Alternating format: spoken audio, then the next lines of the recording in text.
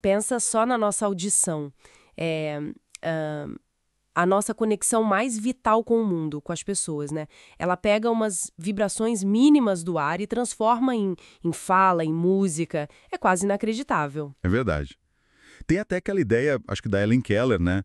Que a surdez nos separa das pessoas mais do que a cegueira. Exato. E hoje a gente vai explorar um pouco disso. Vamos mergulhar fundo nos mecanismos por trás dessa capacidade incrível. E para guiar a gente, temos o trabalho do Andrew J. Oxenham, que é um pesquisador importante nessa área da audição. Isso.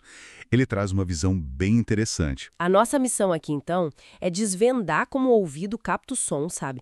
E como o cérebro interpreta tudo isso.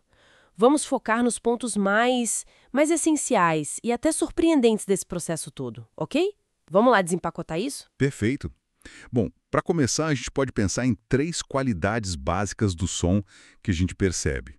A intensidade, Que seria o volume, né? O quão alto ou baixo. isso. A intensidade, que a gente associa ao volume. Depois, o tom, ou pitch. É o que diferencia um som grave de um agudo. É fundamental para a melodia, para a entonação da voz. E o terceiro? E o terceiro é o timbre. Aquela cor do som, a textura. Entendi. Intensidade, tom e timbre. Mas a intensidade você disse que a gente associa ao volume, mas não é só isso, né? Não, não, é tão simples. A nossa percepção de volume também depende da frequência do som e até da duração dele. É mais complexo do que parece à primeira vista. E o tom? Você falou da diferença grave e agudo. Isso tem a ver com a rapidez da vibração da onda sonora, certo? Exatamente. A periodicidade da onda. E tem um fenômeno muito curioso relacionado ao tom, o chamado tom do fundamental ausente. Ah, eu já ouvi falar disso. É quando o cérebro ouve uma nota mesmo que a frequência principal dela não esteja ali de fato. Isso mesmo, o cérebro meio que preenche a lacuna. Ele calcula o tom fundamental a partir das outras frequências presentes, dos harmônicos. Isso já mostra, né, que ouvir não é um processo passivo de só receber o som. O cérebro está interpretando ativamente o tempo todo. Uau! E o timbre, então, é o que faz a gente distinguir, sei lá, um piano de um violino tocando exatamente a mesma nota, com a mesma intensidade e duração. Perfeito. É a identidade do som.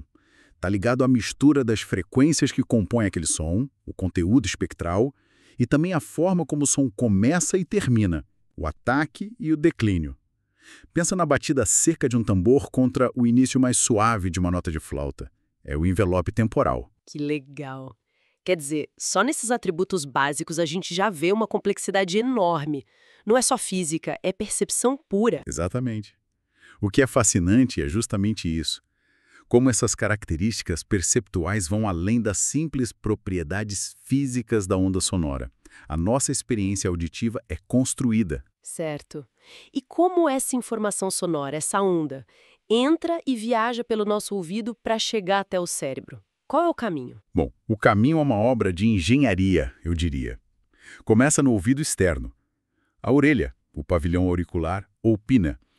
Ela não está ali só de enfeite, não. A forma dela ajuda a gente a localizar de onde o som vem, especialmente na vertical, e se está vindo da frente ou de trás. Interessante, ela funciona como um filtro direcionado. Isso, um filtro acústico. Daí o som entra pelo canal auditivo, que dá uma amplificada em certas frequências e bate na membrana timpânica, o tímpano. E o tímpano vibra, né? Como a pele de um tambor. Exato. E essa vibração passa para o ouvido médio. Ali é uma caixinha minúscula, com os 3 menores ossos do nosso corpo: o martelo, a bigorna e o estribo.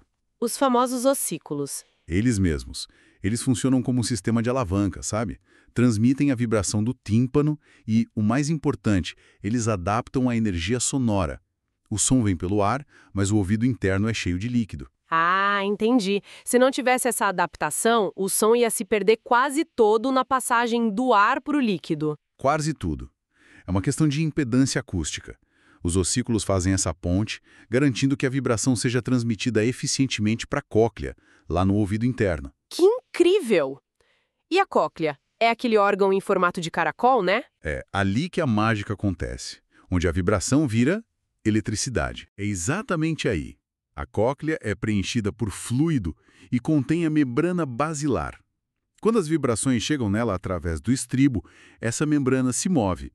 E o ponto-chave é: diferentes partes dela vibram mais forte para diferentes frequências. Como assim? A base da cóclea, perto de onde o estribo se conecta, responde melhor a frequências altas, sons agudos.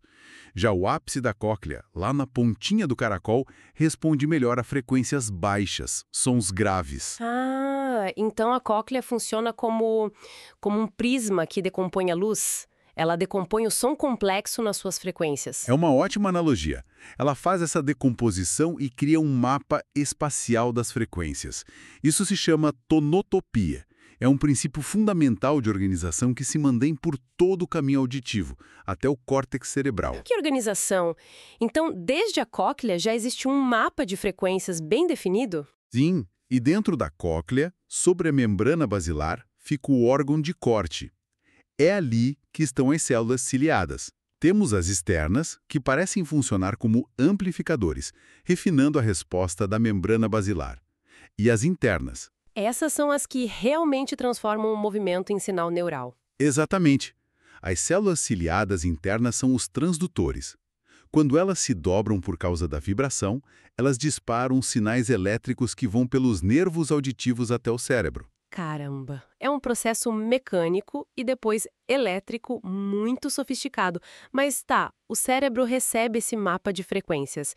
E como ele sabe de onde o som veio? A localização espacial. Ah, aqui fica realmente interessante. Para localizar um som no espaço, o cérebro usa principalmente a comparação entre o que chega nos dois ouvidos. As diferenças entre os ouvidos, né? Isso.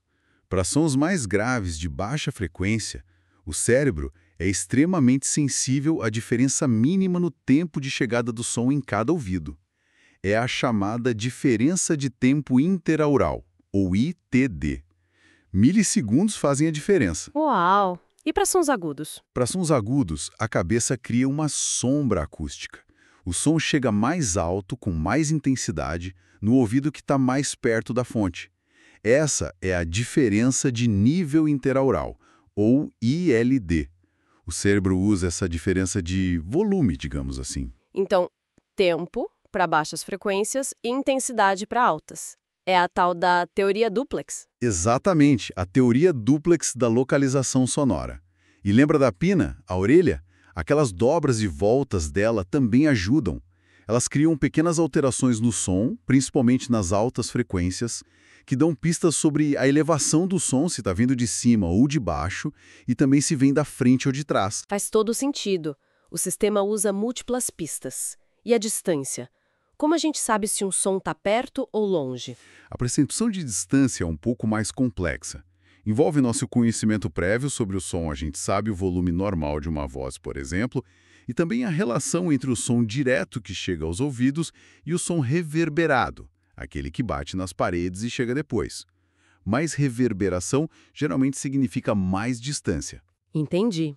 É menos preciso que a visão para localizar, talvez, mas é super importante para a gente se orientar, para nos alertar de perigos. Com certeza. É fundamental. Mas tem um outro desafio enorme para o nosso cérebro auditivo. Pensa numa situação comum. Você está num café conversando com alguém, mas tem música tocando, gente falando em outras mesas, barulho da máquina de café. Sim, um caos sonoro. Como a gente consegue focar na conversa? O som que chega nos nossos ouvidos é uma mistura de tudo isso. Pois é. Essa capacidade de separar as diferentes fontes sonoras nesse ambiente complexo é o que chamamos de análise de cena auditiva. É talvez uma das tarefas mais impressionantes e ainda misteriosas do cérebro. Como ele faz essa separação? Que pistas ele usa? Ele usa vários princípios. Muitos deles parecidos com os princípios da Gestalt na visão, sabe? Coisas como sons que começam e terminam juntos provavelmente vêm da mesma fonte. Sons que têm padrões de frequência ou de tempo semelhantes tendem a ser agrupados. Sons que vêm da mesma localização. Embora a localização nem sempre seja a pista mais forte para agrupar, curiosamente. Quer dizer, o cérebro está constantemente tentando organizar essa bagunça sonora em objetos sonoros coerentes, a voz do meu amigo, a música ambiente, o barulho da rua. Exatamente. É um processo de organização perceptual muito sofisticado. Existe até um campo na inteligência artificial, a análise computacional de cena auditiva, CASA, que tenta entender e replicar essa habilidade humana. Mas ainda é um desafio enorme para os computadores fazerem isso tão bem quanto a gente. Uau, isso realmente coloca tudo em perspectiva. Ouvir parece tão simples, né? Mas é um feito extraordinário de engenharia biológica e processamento neural. Desde a mecânica delicada do ouvido médio até essa análise complexa de cena no cérebro. Sem dúvida.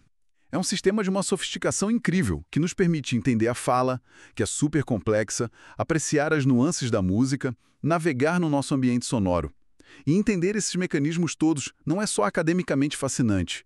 Isso impulsiona o desenvolvimento de tecnologias que realmente mudam vidas, como os aparelhos auditivos mais avançados e os implantes cocleares. Verdade. E olha, ainda tem muito que descobrir, especialmente sobre as etapas mais avançadas do processamento no cérebro, como a percepção musical, a compreensão da linguagem em ambientes ruidosos. Fica até uma reflexão, né? Pensando nessa habilidade incrível de análise de cena auditiva, de separar sons. Como será que isso pode ter moldado a própria evolução da música nas diferentes culturas? Ou até mesmo a estrutura da nossa linguagem? Ótima pergunta para a gente pensar. Bom, se essa análise toda fez sentido, não esquece de curtir o canal, se inscrever e ativar o sininho para não perder as próximas explorações. Isso aí. E lembrando que este conteúdo foi adaptado do Noba Project, com a curadoria do Ângelo Barbosa. A nossa ideia é sempre trazer psicologia de qualidade, mas de um jeito acessível, no ritmo do seu dia a dia. E se você é estudante de psicologia, olha, aproveita para compartilhar com os colegas, viu? Aqui sempre rola aquele reforço de conteúdo que pode dar uma ajuda boa nos estudos. Com certeza. A gente se encontra então na próxima exploração aqui do Sinapse. Até lá!